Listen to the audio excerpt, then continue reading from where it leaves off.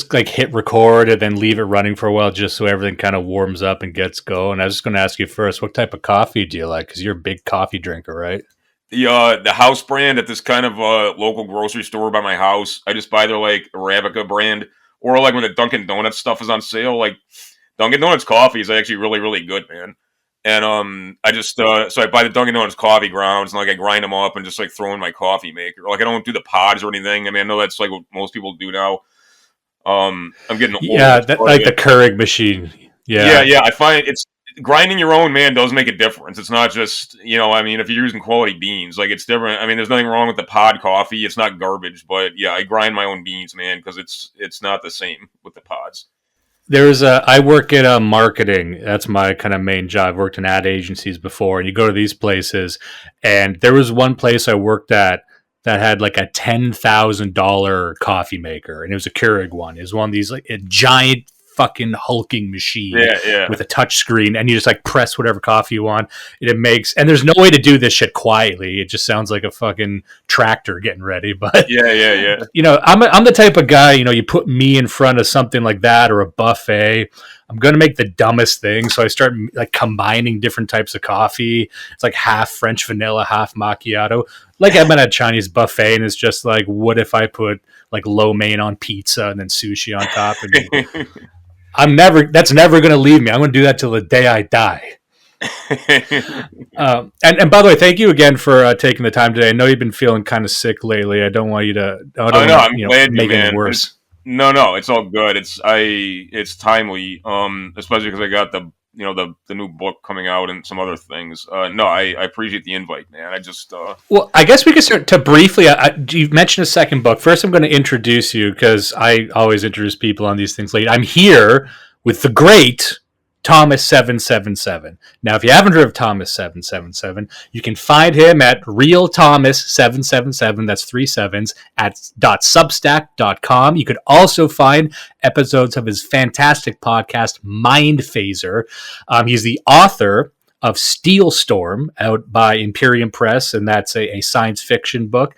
And I believe, in my opinion, you can also find some of your more popular work online under Thomas777 Greatest Posts. If you Google that or you DuckDuckGo that, you can find documents of your rather prolific career of posting online, posting in sort of the dissident right sphere. So if anyone wants to get more from you, I would recommend that. Now, is there anything I had missed that you would like to call attention to? No, yeah, I mean that about covers it. I'll probably drop something about the series I just did with Pete Canones on the Second World War, and we did a whole multi-part series on from a revisionist perspective on the war and the aftermath, and particularly the war crimes trials of the leadership of the German Reich. I'll probably drop something like that. I didn't write the Greatest Post book. I don't care if people read it, but I prefer not to plug it because, frankly, like some dude kind of like stole like my intellectual property, and like I don't care. I'm not interested in like making money on my books, but it kind of irks me that some other guy is like profiting off of like my shit. Oh shit! I didn't know that at all. I'm sorry I brought that up. I thought that was you. No, and it's cool. Like it's like if people read my stuff, I'm happy. But it's just I don't plug that book because like some random dude just kind of like lifted it. But yeah, just plug the Steel Storm book, plug Imperium Press like you did. I appreciate that because I mean they're good guys, and they've done a lot for me, and they're just really good content creators in their own right. And yeah, just plug my Substack, and yeah, I'll drop something about the Pete Canones series. But yeah, that's basically what I got. I was the Pete Canones of just before we were speaking. I was watching your appearance on his show, and it was a great episode. I recommend people listen to it. It was you discussing Winston Churchill and everything that's wrong with Winston Churchill. And I know there's a lot of people on our side who probably don't like him already, but I think it's really good to get into the real bones of why this guy was not a great guy, and from early in his military career too.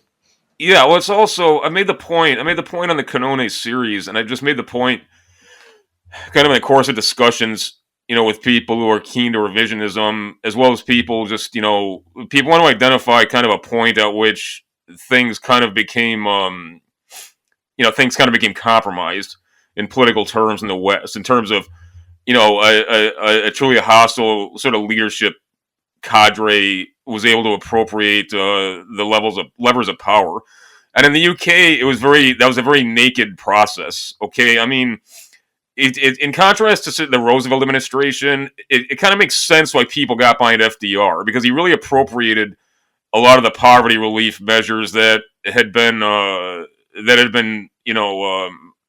been articulated by Huey Long and some of these genuine populist figures. And the war was kind of incidental to that in people's minds.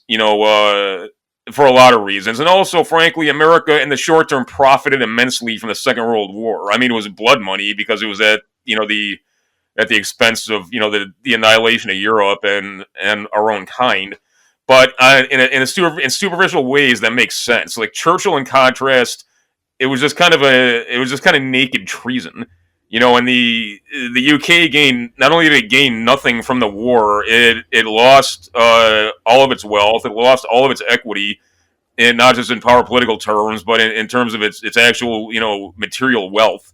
It became a bankrupt fourth rate power that was totally incapable of managing these populations, which totaled over close to 400 million people. Non-white, non-European peoples that were in their dominions. When they had an empire that spanned a quarter of the planet. And they were left with this bankrupt. They were left with this bankrupt state that decided it was just going to try and assimilate all these people into its structure. And mind you, the UK didn't make any and I'm calling me the point. The UK didn't transition to a republic. It didn't redraft its constitution. It simply proceeded as if the British Empire was still a thing, or if this was still viable and feasible, to extend political and civil rights to these people, who are totally alien to the culture. I mean, this idea that people need to understand that agree to which Churchill was a traitor to his own people, and Churchill did this. It's not even like Churchill wasn't like a John Brown figure. It's not like he was some religious zealot who, however misguided, he really believed in anti-fascism, or he really believed, that Adolf Hitler was the satanic figure. Like, Churchill didn't believe in anything. Churchill believed whatever he was paid to believe. Literally. Like, that's why he did this. He was bankrupt, and he certainly wasn't going to work for a living. So he took on the cause of whoever was paying him to sustain his lifestyle, and the cause that was that he came to represent was that of a holy war against Europe, quite literally, an alliance with the Bolsheviks. It's totally insane. So yeah, I prioritize the shattering the Churchill myth, because it's not because I've got some kind of animosity towards our English friends at all. I really like England, and I really like English and Scottish people and Ulstermen, and that entire that's a very proud heritage, and it's a tragedy what's befallen them. But it's essential to shatter the Churchill myth above all else in terms of kind of the theology of World War II. I mean, it's interesting. I had heard, and maybe you can corroborate this, I had heard that at the time, Churchill was not terribly popular with his own people, and that it's kind of a revisionist thing that people are telling stories now that he was this great man that people liked. Was that true, do you think? That's a big part of it, but Churchill also had a reputation as something of a buffoon in his, when he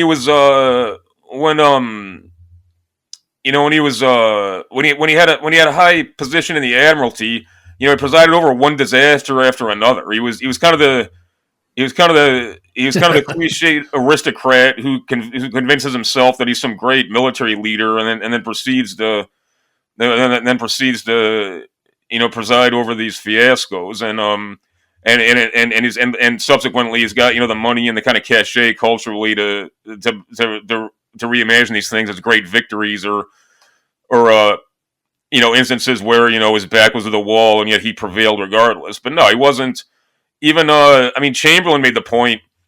One of the things that's amazing to me is people have this idea in America that Churchill was a great orator. Like, he wasn't. He was a very polemicist, who managed to say absolutely nothing while kind of resorting to hysterical moral cant and this kind of false paradigm wherein if you're not with him, you're a terrible person, and if you're not with him, you're a horrible racial bigot, and if you're not with him, democracy will fall. Like these terms don't mean anything, but it's obviously the simple-minded people and people who are unsophisticated.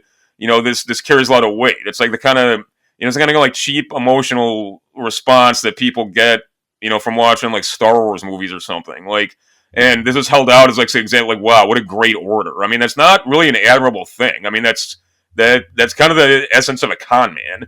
Like so. Yeah. Yeah. That's and yeah. Go ahead. As I was saying, would it be fair to say that the United Kingdom, England and Britain, rather, but they have not really progressed from that Churchill time, that we're, in a sense, still stuck in that Winston Churchill paradigm, even though he started as like a hollow, shitty guy, but is that his sort of thing still what defines Britain, or that sort of logic? I think so, yeah, and that's one of the reasons why the UK can't abandon anti-fascism. Like the source of these things in the UK is different than in America. America and the UK mirror each other in weird ways. That's always been the case. That remains the case. It always will be. I mean, even in terms of like the executive, like I always made the point that John Major was like the counterpart to George H.W. Bush, and Tony Blair, was really the he was really kind of the counterpart to Bill Clinton, and he was every bit as weaselly and unconscionably corrupt morally as Clinton was. And it's not a perfect. Thatcher was not a perfect counterpart to Reagan, but in the late Cold War in policy terms, they very much mirrored each other in peculiar ways. So the UK has, America's kind of origins story, if you want to look at it that way, or kind of the political what underpins the political theology of America. It's different than what does the UK, and the UK. Like I said, the UK's basically confronted one disaster after another, and they continue to today with this insane crusade against Russia that they're certainly paying for in every in a very real sense. They all they've got to rationalize these own goals basically as well. We're on the side of right, and we're the moral betters of the rest of the world, and we stood up to fascism, which was the greatest evil ever seen. And Winston Churchill was the greatest man who ever lived, the greatest political figure ever lived. So they've got a lot invested in that, and it's also unlike the rest of Europe. I mean, continental Europe has its own problems, but like the UK kind of needed the Cold War in a way that in the same way that the US did, for somewhat different reasons, but for some of the same reasons. So it's like that double whammy of the UK essentially becoming like I said, a fourth-rate power, that's characterized by terrible structural problems and frailties, and these kinds of irreconcilable social tensions. All they really had was Winston Churchill and the Cold War. And you take away that proverbial pillar of the Cold War, all you have is Winston Churchill, and we might be basically like a fourth-rate failed state. We might be a totally, degenerate society at this point. We might be, we might be, truly like a dead empire, quite literally. But hey, we're the most moral people in the world. Adolf Hitler was Satan, and we fought Satan, so we're the best. I mean, that like infantile and stupid as it sounds, that's the way people think about these things. It's interesting because in your one of your Substack articles, you reference that you are a fan of a concept known as historical time. And my understanding of historical time, we've talked about this on the show before, is that we can measure time not by centuries or years or decades, but rather by these sort of historical epochs, a sort of spirit of the age. And it's been said before by many, many great thinkers and historians that, the 20th century didn't really begin until like World War I, or some would say even after World War II. There's some debate about that. But in one sense, a lot of people have also said, and I kind of believe this, that as we are here in 2022, we are still kind of in the 20th century in a sense, in the same battles, the same wars. And when you say that, it reminds me that if I had to think of one conflict that really seemed to define the 20th century, even up until recently, it is the dominance of the Anglosphere, which would include America and Britain, against this thing called fascism. That conflict seems to, at least according to the powers that be, underpins everything else. That even underpins the Cold War in a sense, even though it was against communism. That was in the framework of we're against totalitarianism. Now, is that sort of word salad I just gave out there? Does that sound accurate, or am I wrong on anything? No, you're not wrong. I mean, I'd qualify it in the sense that when I think of historical time, I think in terms of epochs. I mean, like you just made reference to, and I mean that can vary in intensity and duration depending on the historical conditions that are present. You know, like I agree with Eric Hobsbawm, and which people think it sounds very strange because he was this unrepentant Stalinist and things, but Hobsbawm, he had a lot of insights into certain things, like a lot of the kind of, you know, when the left was more serious and actually produced guys who studied philosophy and political theory. You know, they actually had some things to say that were compelling and worthwhile. And Hobsbawm, he referred to the 19th century as the, quote, long century, because he said after Waterloo, like, nothing really happened in power political terms. Yeah, I mean, there was the Franco-Prussian War, there was the Crimean War, there was the war between the states and America, but, like, the war between the states, I mean, America was a great power then regionally, but it was not, you know, a world power yet. Okay, so, you know, it's like from Waterloo until the outbreak of World War I, you know, he called that the long century. And it was actually a century very much of normalcy. And what's normal for the modern age is we're basically back to that, which is was fascinating to me. He referred to the 20th century as the, quote, short century, and he identified it in epochal terms as like I just indicated. It's you know, with it kind of arriving in 1914, you know, with you know, in the opening salvos of the Great War, and beginning and ending on November 9th, 1989, with the collapse of the Berlin Wall. And you know, that entire conflict cycle you can look at as kind of a singular event. You know, like Ernst Nobly called it the European Civil War. You know, that the 20th, basically understand the 20th century, you're talking about, you know, an 80-year conflict cycle that would determine, you know, what world order would be. You know, and it was between these competing massively scaled, you know, managerial structures of Bolshevism, National Socialism, and fascism, and the American way, which I object to calling, quote, democracy or liberalism, because it's neither. You know, I think of it as just kind of like, you know, the Anglo-American paradigm. You know, Yeah. But that's the way to understand it. And yeah, in the 21st century, it's not just that America's leaders really are conceptually illiterate. I made that point again and again. Like, they really are. They have no idea about the world and what underlies political events and their significance. But even people who aren't quite that obtuse and stupid, they like a lot of people have trouble making sense of the 21st century, because the 20th century was totally bizarre. Basically, what happened in the 20th century never, ever, ever happens. Or if it does, it happens once in 1,000 years. You know, so this idea that what was going on in 1960, 70, 1980 was normal, but now all bets are off, and the 21st century is this weird multipolar world, you know, of terrorism and, like, looser borders. No, what you're dealing with now is what's normal. The 20th century was what was massively abnormal, you know, and almost without precedent, owing to things, you know, like the advent of atomic warfare. But yeah, I mean, that's so when I talk about epochal time, that's basically what I'm talking about, and I don't come at it the way some of these you know, kind of traditional historians do, where I don't break things down into rigid temporal increments, because it depends. Like I said, what constitutes an epoch, you know, to your point as well. You know, zeitgeist is part of it. You know, and what's interesting is once you enter into that new epoch, or epoch rather, I'm bad at pronouncing things. It seems to change how you see through time in either direction. Like the epoch of the short century changes how people view the past as well, and how they recontextualize that, and how they contextualize things in the future.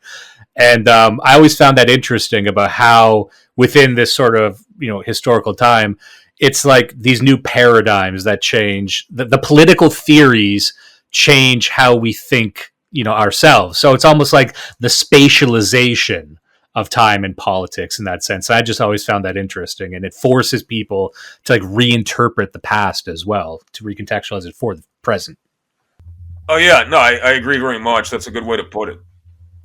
And one thing you had pointed out, I believe it might have been in one of those episodes in that series you were in, because you were linking the Morgenthau plan after World War II directly to the New Deal in America, and how both of them were essentially created to squash what they believe to be, fascist extremism within their nations.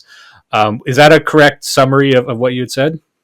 Yeah, and I mean, in the late modern age, when I say later modernity, I'm not using that. I'm not invoking that term like some Marxist would, like some Marxist fossil would. Like we're in late modernity, and progressing towards the end of history. I mean, like the 19th and 20th centuries. Okay, when I say that, I mean, there's always the internal situation of states can't be extricated from the external power political landscape. If you're talking about great powers and even not so great powers, that they're still impacted in that way.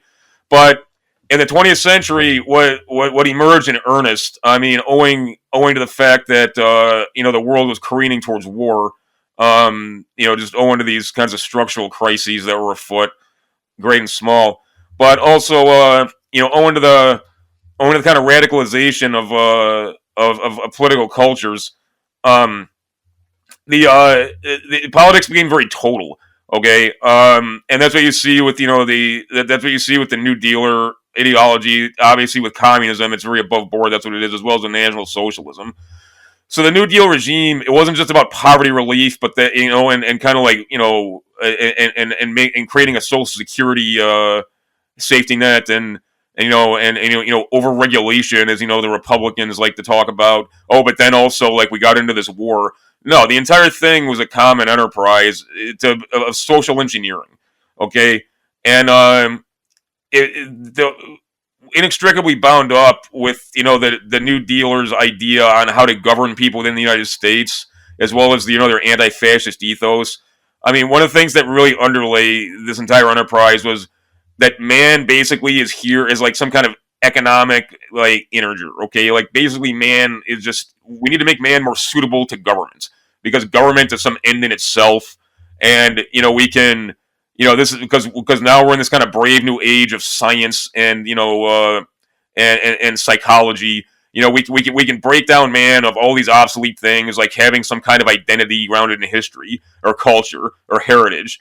Because we all know that there's no God and history doesn't really matter anyway. It's just all about alleviating poverty, making people comfortable, making people governable, and eradicating these kinds of inconvenient things that make life difficult for men at the top of the pyramid. Like, I'm not just being funny or punitive. That's quite literally the way these guys saw things.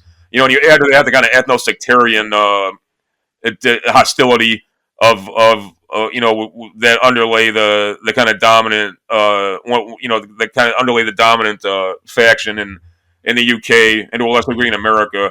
You've got basically a recipe for like racial annihilation, quite literally. Yeah, and if anyone wants to understand, like I know you had said that it sounds silly to some people, but on our show we had read from cover to cover "End of History and the Last Man" by Francis Fukuyama. Even though Francis Fukuyama is kind of a kooky guy, he's out somewhere in Eastern Europe, but the people we're talking about are very, very clear about how they see the world and what they want. And what you had just outlined might sound silly to some, but that is literally what they say, and they think it's a cool thing. And then when we talk about The Last Man and the end of history, this is where we find the commonalities with the Marxists, that everyone on their side is always calling for the end of fucking humanity, which is interesting, right? Yeah, and it's with the Morgenthau plan. I mean, Morgenthau is a very kind of sinister guy. I mean, I try as much as I can to avoid hyperbole and kind of shrill polemic in my own historical analyses, because that kind of garbage is so ubiquitous, that it makes it impossible almost to hold rational discussions. But in the case of Morgenthau, like, it really was true, and even people who were in the New Dealer camp, at least nominally, recognize that, including Stimson. The he really had this notion that Germany needs to not just be like laid prostrate, but it needs to be destroyed. Basically, Germany needs to be treated the way that Stalin treated, the quote nationalities who were not, who were not politically educable. It's basically And you mentioned that there was birth rate caps on there as well, wasn't there? Birth yeah. decrease. His idea was, not just the cultural genocide through social engineering of Europe, but like the literal genocide of Europe. And he was talking about there's like gross like sexual aspects. He was talking about you find his notes stuff about like he's speculating on like how often the Germans had sex and like we should we sterilize the males, the females, and what it. I mean, it's really really sick stuff. Okay, but this was quite literally what was afoot. And really, the death of Roosevelt is what kind of put the kibosh on that, as well as the kind of military exigencies of the Cold War. But in a lot of ways, the spirit of the Morgenthau Plan endured, and the social engineering regime aimed at kind of like erasing European identity that very much continued in earnest and continues to this day. And I put it to people like this, I'm like, why? It's like, okay, do you realize that the Germans had to be literally firebombed and genocided in order to accept like the U.S. And Zionist sort of plan for them? Like, do you think they just did this because they were crazy or just because they felt like it? I mean, when people are fighting you to the last man, it's because what you have planned for them is something arguably worse. Okay, I mean, and you had raised an interesting parallel with Japan as well, and I remember you had gone on for a bit. And I'm sorry if I'm referencing stuff you had talked about, but no, I did really find it fascinating because Japan was kind of the same thing, that they knew what was coming down the pike if they accepted unconditional surrender. Correct? Yeah, and what's peculiar about Japan, because I actually lived there briefly with my dad when I was a teenager, and like this idea. So I mean, I speak from experience of seeing the culture from being among these people. This idea that Japan is like utopia, and this proves how bad fascism is, and Japan's this wonderful liberal society. Japan's an incredibly depressing place. It's obviously occupied. They've got all kinds of social problems, like not the way America does. Like you don't find like people aren't like getting drunk and shooting up in the street or something, but you can tell it's like this kind of dead society. And like they hate the West, but honor. I mean, what are they going to do? They're going to like shake their fist in the air every day, like they've come to terms with the fact that they're occupied, but it's this totally pointless society. And like one of the only kind of pop media products I've ever seen that addressed in is, I'm a huge Ridley Scott fan, and there's a great movie called Black Rain. It's like this Yakuza neo-noir crime drama.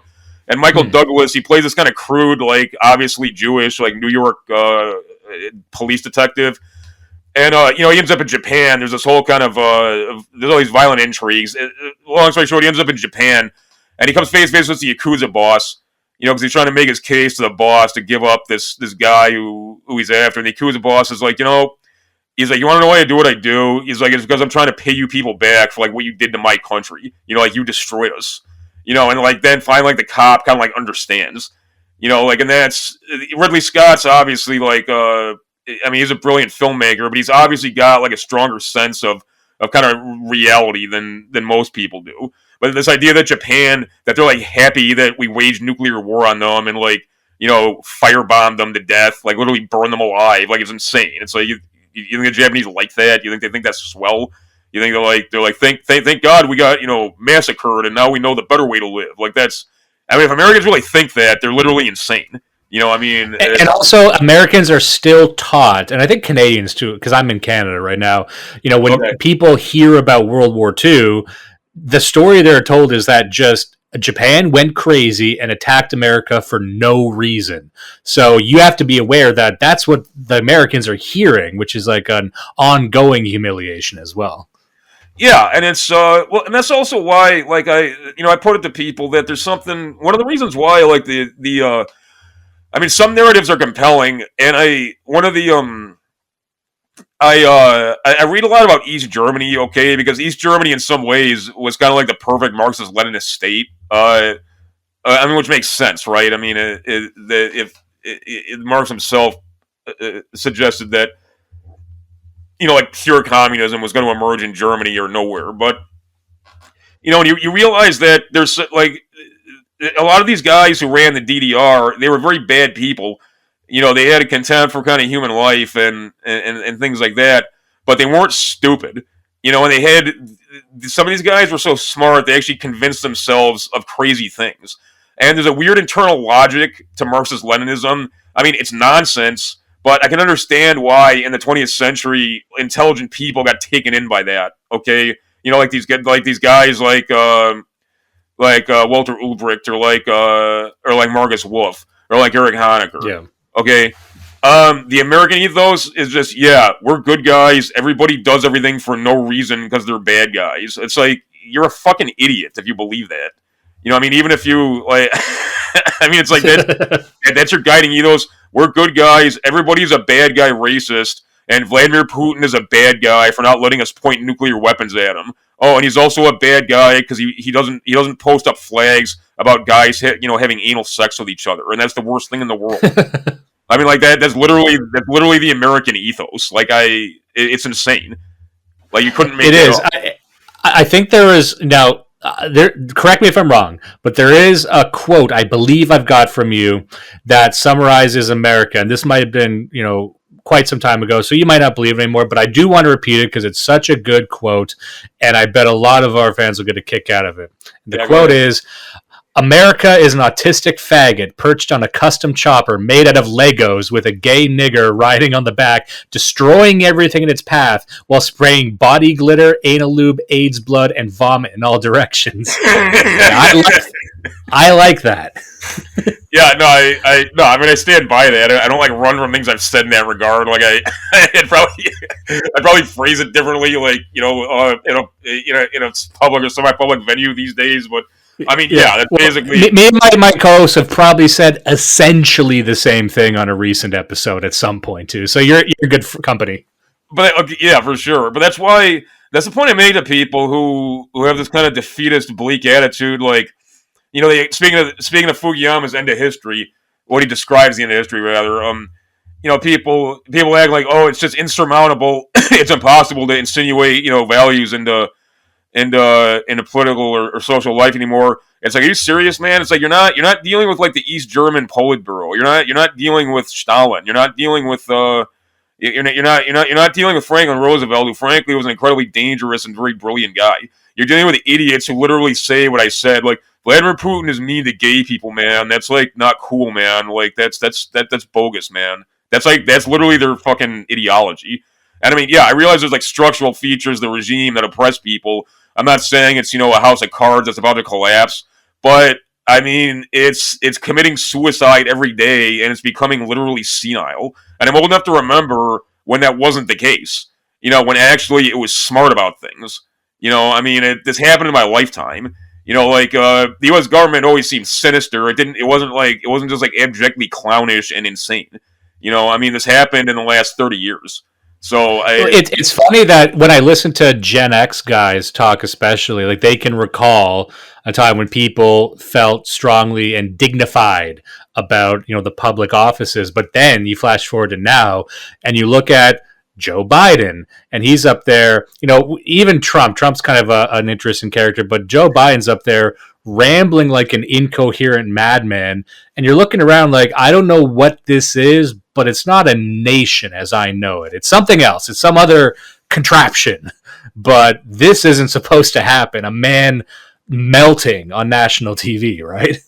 Well, it's also, like I tell people too, like, George Herbert Walker Bush was a really interesting president. And he was one of the few, like, really powerful executives post-Watergate, which is interesting, okay? But when Bill Clinton took office, Bill Clinton's a disgusting human being, but he's also a clown. And, like, it was bizarre to see, coming off the Cold War and these wild times and dangerous times, frankly, of, like, 1989 to 92, then suddenly you've got this literal clown in Bill Clinton. And you got these like bizarre freaks like Janet Reno. Then you got like Madeleine Albright, who's like this dumpy, fat Jewish lady. Of course, doesn't speak a single foreign language. Just kept saying like, what we have this military. What should we use it for? If not, if what's use is it if we don't use it? So basically, he's saying that like you're going to turn violence loose on the peoples of this world because otherwise there's no point in having a military. I mean, it's like everybody, people are like, what? Like it was jarring, and that's one of the reasons why I've got contempt for kind of the older generation. All these fucking idiot, like over 65s, I guess boomers, like actual boomers. I think I'm a stupid word. They're like, you get like idiots calling like their 30-year-old neighbor a quote boomer, but like actual baby boomers, like these people, these guys were going into like rage fits for no reason over Trump. Like these are the guys who are telling people like me in 1983, like you got to get with the times, man. Like we don't like white male authority figures anymore. Like Bill Clinton's like a president for the times. It's like, well, okay, bro, but now you're going to turn around and like fly into like convulsing rages because Trump, quote, destroyed the dignity of the Oval Office. It's like, get the fuck out of here.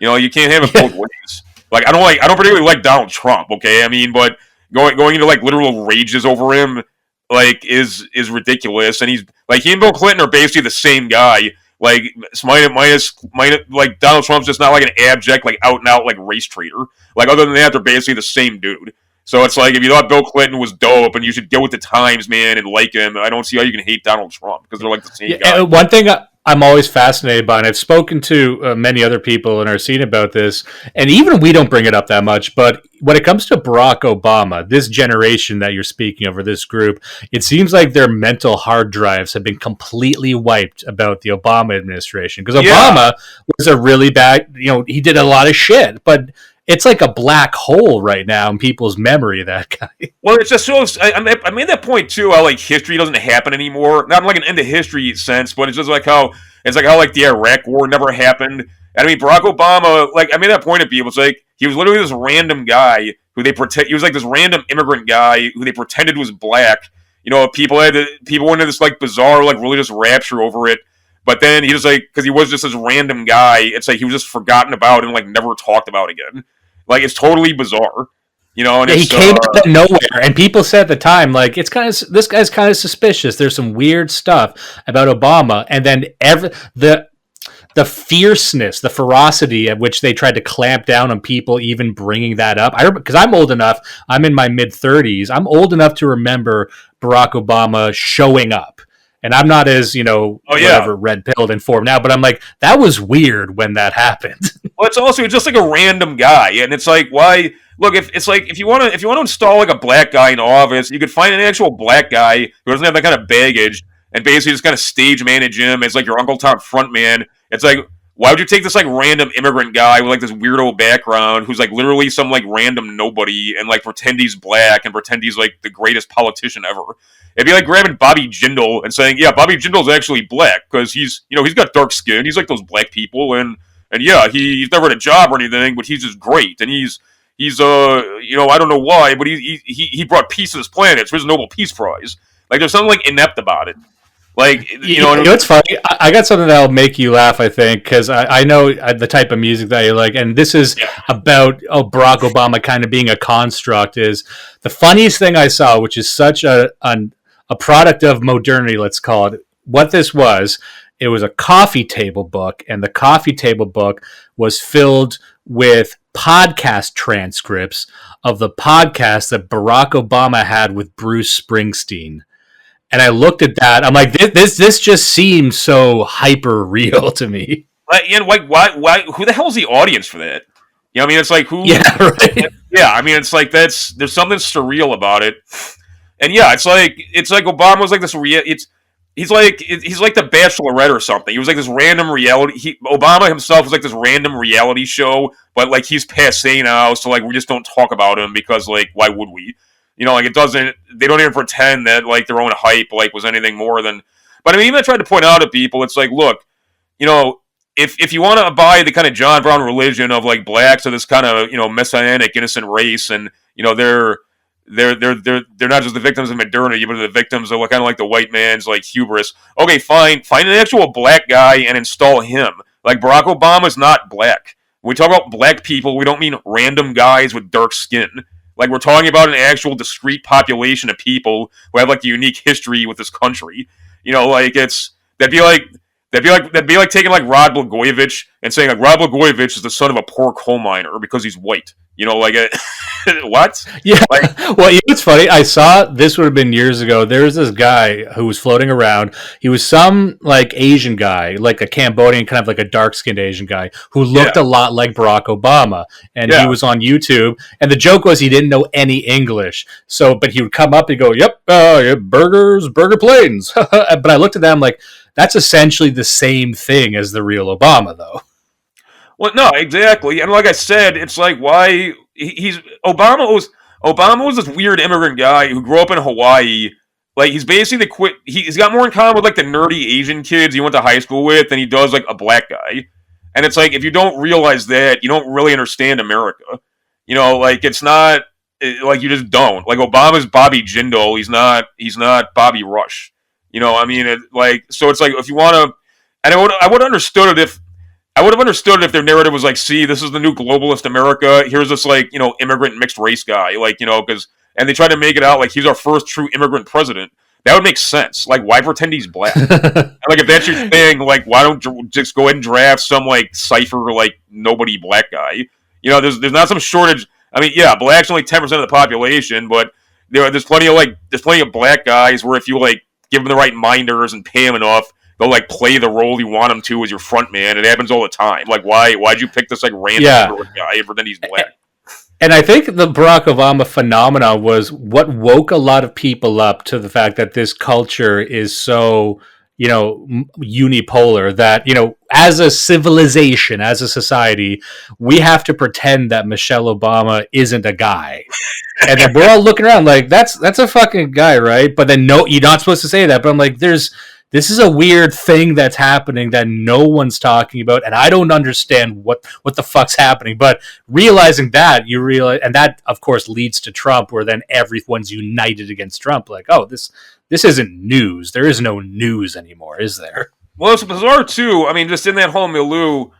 Yeah, I mean, you can tell like the woke they don't even have an ideology. I bring up Peter Arnett a lot because I actually saw the guy speak once decades ago. And he was kind of the voice of the left, even though he was like an Englishman. He's on CNN and stuff. Like, the fact that the left today, they're like these homicide-crazed wackos who want to attack every country on this planet is really, really, really weird. Because, like, the whole linchpin of the left was, Pierre Arnett would always be on CNN talking about, oh, we're committing genocide in Nicaragua. The Sandinistas are not a Soviet clients. They're not Soviet proxies. They're just people trying to bring social justice to their own kind and this and the other thing. Like, really what the left had, their bread and butter was attacking the military-industrial complex and the warfare state. Like, now these fuckers, like, they're like sickos who, like, become enraged if you suggest that, like, we shouldn't engage in, like, mindless military assaults against other people who haven't done anything to us. It's like, it's like they're, like, low-key sociopaths.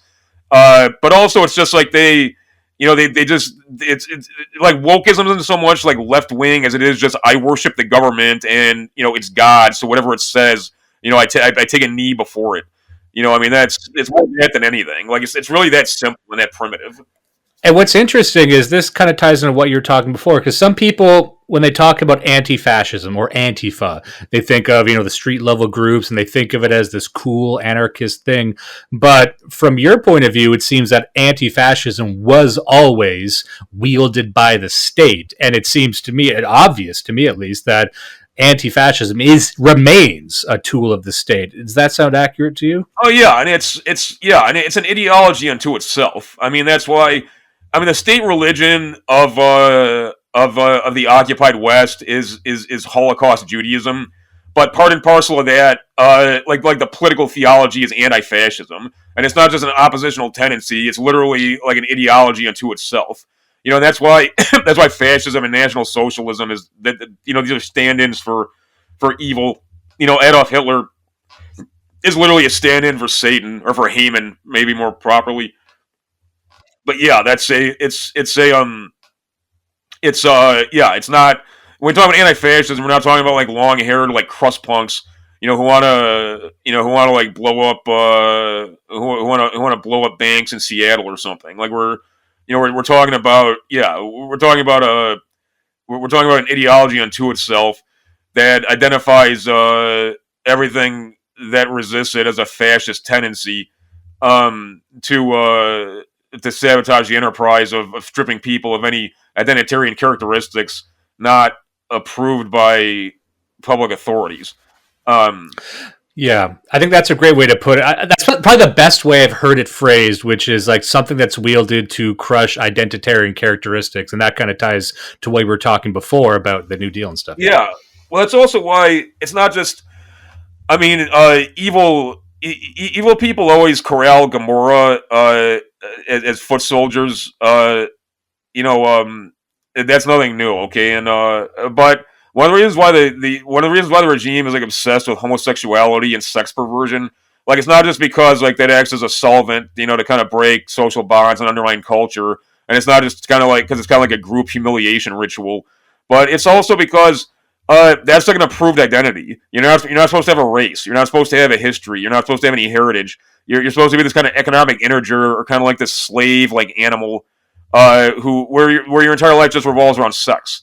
Like what you do with your penis that's the only purpose of life.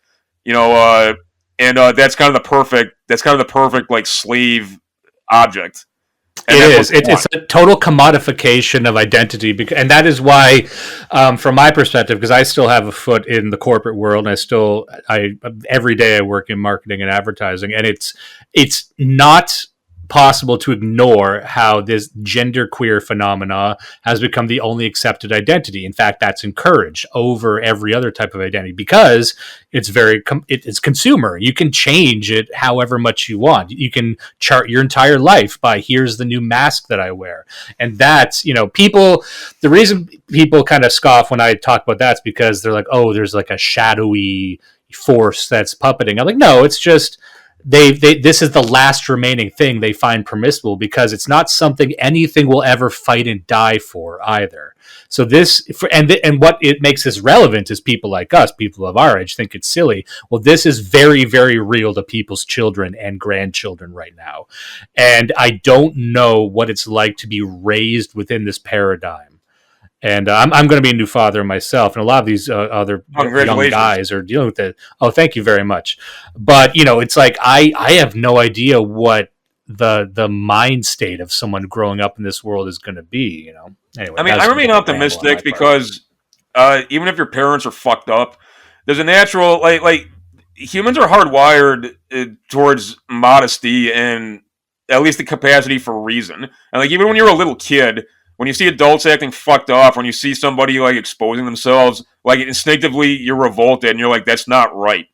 And like I made the point to people who attack me because, I'm basically like an open like national socialist. We can't transpose, 1930s ideologies to the 21st century, but like what the spirit of what the German Reich represented, I take very seriously. So, I'm always wearing, like, Third Reich swag just because it's cool. And, like, I had a conversation with, kind of like a lady acquaintance of mine, and she was, like, taking issue with it. And I'm like, you realize that, like, when I walk around the city, I see flags that literally mean anal sex. And you're telling me that, like, my swastika is offensive. And, like, and people tell me, when I tell people, they'll be like, well, that's not what it's about. It's like, really? Well, what is it about? What does that flag mean? It doesn't mean anal sex? Like, do you realize how weird that is? Like, I put it to people, too, it's like... It's like taking on like gay identity. It's like, let's say like I sat down next to you and just like started talking to you about like girls I'm having sex with or something. Like you think I was like some sick creep or a pervert, you'd be right. But like that's literally what people are doing when they tell you like they're gay. They'll like, oh hey, like I lived through my penis and you want to hear about the awesome stuff I do with my penis? It's like what? Like like that. Yeah, people do have like a natural revulsion to it, and just so people know, and look up Mr. 777. You do have a very interesting aesthetic, and my co-host will laugh at me. I'm a big fan of big rings, like you are. I like having like a lot of rings on me, so I'm trying to get myself some of that as well. Yeah, but I think that's what people find scary about someone like you is because you carry yourself in such a way where you are, I'll say like the anti-incel. That's why they like labeling us as incels, because an incel is a weird creep that no one likes. But then there's a guy like you who's out in the world having conversations. People like talking to you. I don't think you're getting shot at a lot, despite what you think. Because once people talk to you, you're like, oh, this is a cool guy. who, Well, and yeah. even listening to you talk right now, you're a reasonable, serious guy. Well, yeah, and that's why I tell people, and like they act like it's crazy or something, but like owing to like where I get my medication and stuff, it's like in a pretty ghetto place. So, like I've got, whether I like it or not, like I've got to be around like black people, and it's like I don't like hang out with them and like go to church with them or like have more for dinner. But like I talk to these dudes and like these broads, and like we get along okay. Like they don't. The only people like freak out at me about stuff are like crazy are like crazy trashy white people and like obvious like Jews. I mean, I'm not trying to be mean by saying that, but it's true. And like if you live where I do, like, like there's a certain type like of like frankly of like Jewish guy who just like loves getting in people's business and like scolding them. But it's like when I'm around like non-white people, like they know me, like they're cool with me, man. Like why wouldn't they be? You know, like people think in those terms of like I'd be like getting my ass kicked or something. They don't know like how like American life works. I guess because I mean they must not. Yeah.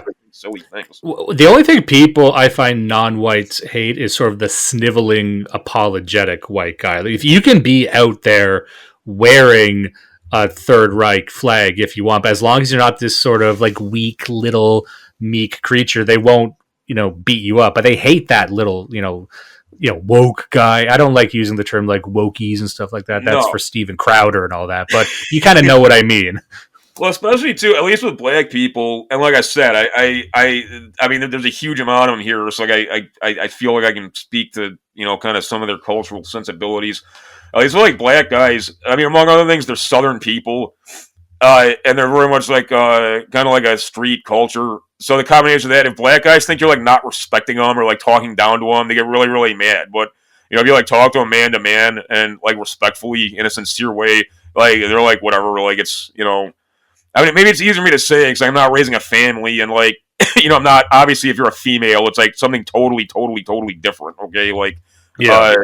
But for somebody like me, man, like, yeah, the people who bother me, like I said, it's always some like unhinged, Jewish guy or some crazy, like grad school type like white guy or white girl who's like trying to like publicly shame me, which is really fucking weird because like, look, man, if I'm like walking on Evanston or like walking on a loop in like a Waffen SS shirt, like obviously I don't care like what people think about me. It's like you're not like pointing at me and saying like I'm a racist. Obviously I don't give a shit. I mean, like what? It's like, what do you think I'm gonna like? I don't know. It's like you think I'm gonna like melt into the ether like Freddy Krueger or something? Like if you if you call me a racist. Well, that's interesting because there's a lot of guys in our scene who really struggle, even myself included, struggle with like doxing, about being aware, about having this stuff tied to your face and your name. Would you say that your experience in the world, because you've been a known guy for quite some time, would you recommend it to people, or has there been anything that you're surprised by about how good or maybe even bad something is being the way you are? I mean, don't get me wrong. I don't think most people should live their life the way that I do. I mean, I don't work a 9-to-5 job. Like, thankfully, I don't have to. As long as I live like reasonably and frugally. But I mean, a lot of guys have to. And if you got a family, that changes things. But at the same time, I do think people are like, people go too far in the other direction. Like, if you're literally terrified that somebody might find out that you're critical of the regime, like maybe this isn't for you. And also, it's like just be a man. You don't need to like rep the Third Reich, or you don't need to go around like quoting Codriano or something. But it's like don't be like a total pussy and just be like terrified that somebody might find out that you said something nice about Donald Trump. I mean, it's like there's like in all things you got to find a balance. And I mean, frankly, in my case, I'm a content creator, and I say some pretty uncompromising things. And I kind of have to put my face and my name to those things, or it would seem very, very phony. So that's why I laugh when people are like, "You're LARPing." I'm like, bro, like I walk around the West Side, and you've seen photos of me, man. Like, what am I LARPing? How's that possible? Either I'm doing that or I'm not. Like, am I a hologram? Like, I'm not actually in the world. Like, what does that mean? But it, you're doing the opposite of LARPing. A LARPing for a dissident is being one way online, and the exact timid opposite in the real world. Yeah, exactly. And it, it's also, well, plus too, I mean, it's just funny because, like I said, I mean, I don't take any pride in this. I'm not going to run from it. I mean, I struggled with heroin for like years, and I was fucking homeless for like a year and a half, man. It's like I So like when internet guys like tell me I'm like some fake internet person, I'm like, whatever, guy. Like, it doesn't even, we're not even the same fucking species. But it's like the but no, so in my case, if I was a guy like dropping kind of these hard revisionist takes on stuff and telling people like, hey, you should really stop abiding these kinds of conventions, but then like I was this dude who like was OPSEC paranoid and like wouldn't let anybody take my picture and like was operating under an alias, like that would seem just kind of fake. So I mean, that's part of it, but also like I said, I don't have a family and I don't work a 9 to 5 job, so I can do that. Everybody's circumstances are different. I just kind of I think it's somewhat unseemly, like I said, when there's dudes who are like, they refuse to like hang out with certain people because it's like, oh, if I run into someone from work, like they'll think I'm a racist, or I can't, I gotta like I gotta nuke my Facebook because one time like I liked something Trump said. It's like, come on, man. It's like, don't be a fucking pussy. It's like, yeah, don't sabotage yourself in the workplace if you got to support a family, but don't be like a fucking pussy either.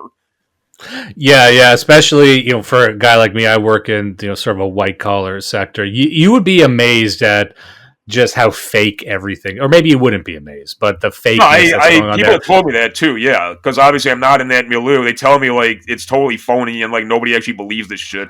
It's yeah, I mean, I'm sure that's true. It must be really weird. Day by day, I feel like this is, people are gonna fucking laugh at me for making this, but I do feel like Jack from Fight Club, where I'm going into the office with such a rotten, wretched energy these days. Like, I'm on the brink. I want to yell at someone. The amount of, and I'm at an age, I'm in my mid-30s, where if you feel like you're being fake, the older you get, the harder it is. I think if I'm a 45, 50-year-old guy and I'm still doing this bullshit, I'm going to blow my brains out. At some time, you're like, I can't do this. It kills your soul. It really does. Yeah, no, that's no small thing. And yeah, pretending to be something you're not, whether you're abiding kind of a political theology and the moral strictures therein, or whether you're pretending to believe in, kind of the mission of your workplace where you spend, 50 hours a week. Yeah, I mean, we've all got to do what we have to do to survive and to provide for our loved ones and stuff. But yeah, at some point, like that, you've really got to extricate from that, and I made that point that people are just afraid though. Like guys my age, I mean, I'm closer to 50 than I'm to 40. I mean, which is insane. I have no idea how I'm still alive, but I'm very, very thankful that I am. I'm also amazed at how fucking old I am. But I'm actually okay with that too, man. I like being an old guy. But I talk to dudes who are like my age and a little older, and like their kids are like going off to college now, or are leaving the house. And these guys are talking about it like, they hate their job. It's like, bro, take your old lady and go fucking move to the Northwest, or like go take a vacation to Europe. It's like, quit your fucking job. Like, why? It's like you got assets. You don't have kids at home. Like, why do you think you have to go to this job? The only reason you were going there is so that the kids would be okay. Well, they're okay, so get the fuck out of it. Yeah, and what's interesting with our side of things, when I talk about the dissident right, I usually talk in a pretty wide scope there, but what I find most interesting on our side is people looking into different ways to live sustainably. A lot of people are either currently locked out of that 9 to 5 world, or whether by their choice or not, or they got to find ways to make money, new ways. And for some that's crypto, for some that's freelance work, for some reason that's content creation. But there's a lot more interesting stuff, and a lot of the guys who listen to our show are also blue collar guys, construction guys, and they find their own way to do things. But I also think, and maybe this brings us back to what we were talking about earlier, that the world, as we know it, is kind of getting back to normal. The short century is over. Our current state of, on the precipice of total destruction, that is kind of normal in historical terms. So the idea of having the comfortable 9 to 5, that might have very well been a flash in the pan.